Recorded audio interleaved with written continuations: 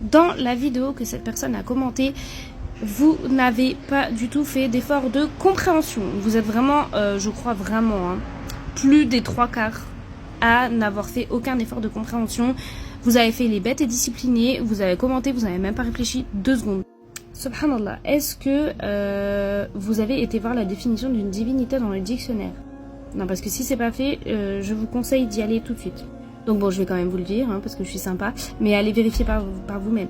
Mais une divinité, du coup, dans le sens littéraire, dans le sens littéraire d'une divinité, une divinité, c'est un être qui est adoré. Un être, un humain, peu importe, quelque chose de vivant, une vache, etc.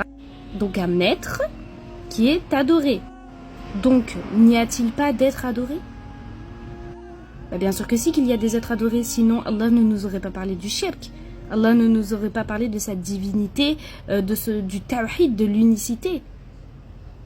Il nous a parlé de l'unicité et il nous a dit de n'adorer que lui, bien parce qu'il y a d'autres personnes qui sont adorées en dehors de lui. Donc, il y a bien d'autres divinités. Puisqu'il y a d'autres personnes, d'autres êtres qui sont adorés. Le veau a été adoré, Jésus est adoré, Hadès, Athéna ont été adorés, Shiva, etc. ont été adorés. Donc, bien sûr que si, qu'il y a d'autres divinités, puisque divinité veut dire un être qui est adoré. Donc, certes, d'accord, certes, ce ne sont pas des vraies divinités, nous sommes d'accord, ce ne sont pas des vrais dieux, ce ne sont pas eux qui ont créé les cieux à la terre, ce ne sont pas eux qui amènent la mort et font vivre les choses.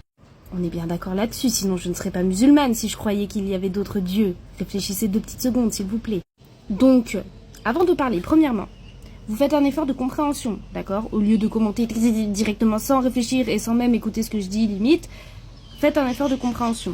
Deuxièmement, revoyez les définitions des mots avant de parler de ces mots, en fait. Et troisièmement, allez voir la parole des savants concernant ce sujet, d'accord? Les savants disent bien que la définition de la ilaha illallah, c'est il n'y a de divinité digne d'être adorée que Allah. Donc cela prouve bien qu'il y a d'autres divinités, sinon cette traduction n'aurait pas sens, en fait. Ça ne voudrait pas dire ça. Donc s'il vous plaît, ne parlez pas avec votre nefs, ne parlez pas avec vos passions et ne parlez pas avec vos méconnaissances. Quand vous n'avez pas la connaissance de quelque chose, vous allez voir l'avis des savants. C'est exactement ce que je fais. Et les savants disent que la traduction, c'est « Il n'y a de divinité digne d'être adorée que Allah ».